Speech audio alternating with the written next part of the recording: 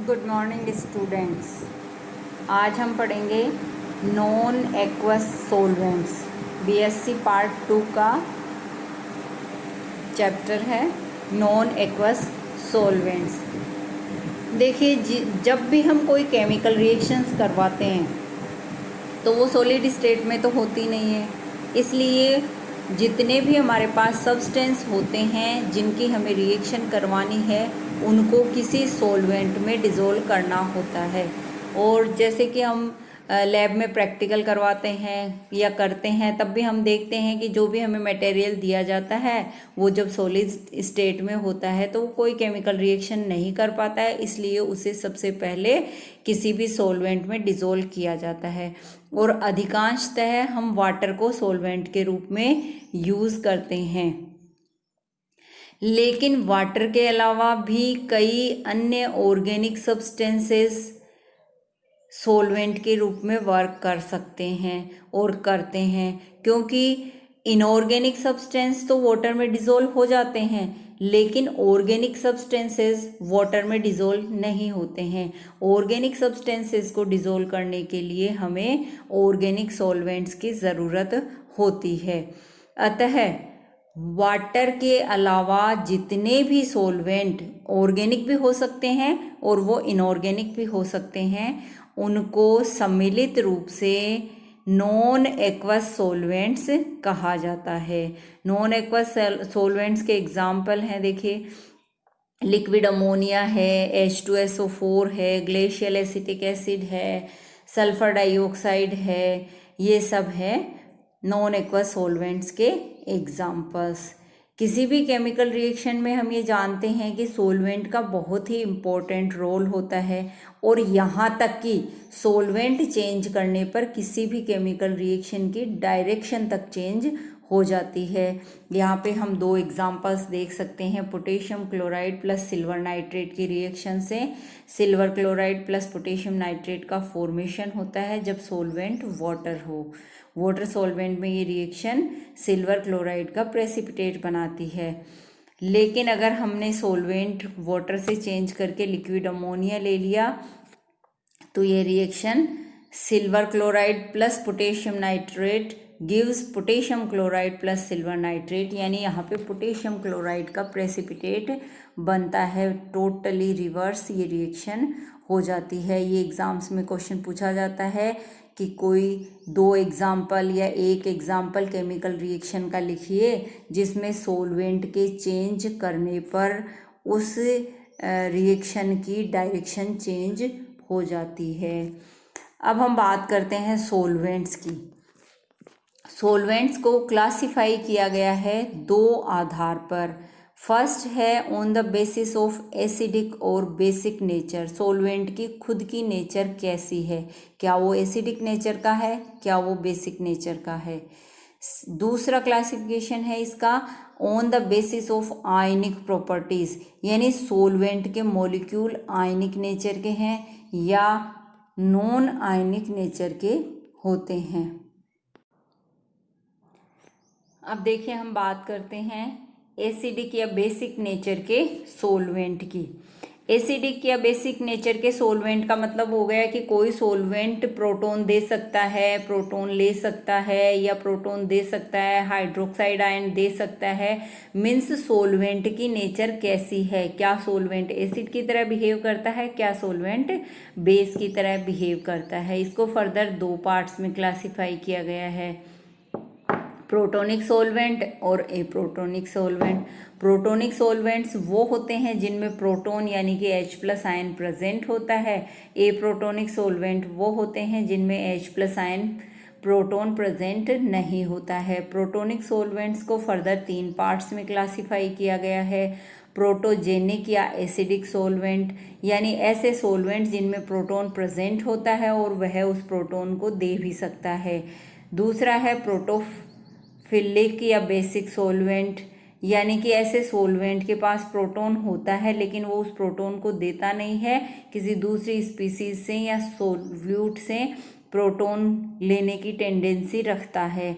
और तीसरे हैं एम्फोटेरिक। ये सोलवेंट के पास में प्रोटॉन होता है और वो उस प्रोटॉन को दे भी सकता है और दूसरे सब्सटेंसेस से प्रोटॉन को ले भी सकता है। एप्रोटोनिक सोलवेंट्स का फिर से तीन पार्ट्स में क्लासिफिकेशन किया गया है, non polar, polar and highly polar. Non polar solvents वे होते हैं, इन सोलवेंट्स के पास प्रोटॉन तो है ही नहीं क्योंकि ये एप्रोटोनिक कैटेगरी के अंतर्गत आते हैं। नॉन पोलर सोलवेंट्स वे होते हैं जिनमें एटम्स के बीच में किसी तरह का इलेक्ट्रॉन का जो है वो पोलराइजेशन नहीं होता है, यानी किसी भी एक एटम की तरफ इलेक्ट्रॉन्स अधिक मात्रा में खिसके हुए नहीं रहते हैं, दोनों के बीच में इलेक्ट्रॉनों का अरेंजमेंट होता है, यानी उनमें किसी भी आयन के पास कोई चार्ज प्रेजेंट नहीं होता है। दूसरे होते हैं पोलर। ऐसे सोलवेंट्स में मोर इलेक्ट्रोनेगेटिव एटम के पास इलेक्ट्रॉन डेंसिटी खिसकी हुई रहती है और हाईली पोलर के अंदर बहुत अधिक मात्रा में इलेक्ट्रॉन्स हाई इलेक्ट्रोनेगेटिव एटम की तरफ शिफ्टेड रहते हैं। दूसरा क्लासिफिकेशन है आयनिक प्रॉपर्टीज के आधार पर, आयोनाइजिंग एंड नॉन आयोनाइजिंग। ऐसे सोलवेंट्स जो आयोनाइज होने की टेंडेंसी रखते हैं, यानी कैटायन और एनायन में खुद डिसोसिएट हो सकते हैं, वो आयोनाइजिंग सोलवेंट्स होते हैं। और नॉन आयोनाइजिंग सोलवेंट्स वो होते हैं जो कि कैटायन और एनायन में अपने कॉन्स्टिट्यूएंट पार्टिकल्स को डिवाइड नहीं करते हैं या उन पार्ट्स में नहीं टूटते हैं। क्लासिफिकेशन, अब हम बात करते हैं क्लासिफिकेशन बेस्ड ऑन एसिडिक और बेसिक नेचर। कोई भी सोलवेंट प्रोटॉन डोनेट करे तो वो एसिडिक सोलवेंट कहलाएगा और प्रोटॉन एक्सेप्ट करे तो वो बेसिक सोलवेंट कहलाएगा। इसके आधार पर ये दो प्रकार के होते हैं। प्रोटोनिक सोलवेंट्स, इनमें प्रोटॉन प्रेजेंट होता है, ये फर्दर तीन प्रकार के होते हैं। प्रोटोजेनिक या एसिडिक सोलवेंट्स, इनको प्रोटोजेनिक सोलवेंट्स को एसिडिक सोलवेंट्स भी कहा जाता है। इन सोलवेंट्स की प्रोटॉन डोनेट करने की टेंडेंसी, स्ट्रॉन्ग टेंडेंसी होती है। For example H2SO4, HF, HCN, acetic acid, ये सब स्ट्रॉन्गली प्रोटॉन डोनेट करने की टेंडेंसी रखते हैं। दूसरा है प्रोटोफिलिक या बेसिक सोलवेंट्स।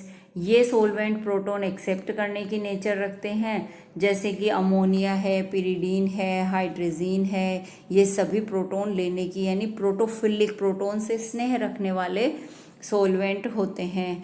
एम्फोटेरिक सोलवेंट्स, इन सोलवेंट्स की कंडीशन के अकॉर्डिंग ये प्रोटॉन ले भी सकते हैं और प्रोटॉन दे भी सकते हैं, दोनों तरह की इनमें टेंडेंसी पाई जाती है। फॉर एग्जांपल वाटर है, अल्कोहल है, एक्सेट्रा। दूसरे अपन पढ़ते हैं, देखो एप्रोटोनिक सोलवेंट्स, इनमें हाइड्रोजन एटम हो भी सकता है और नहीं भी।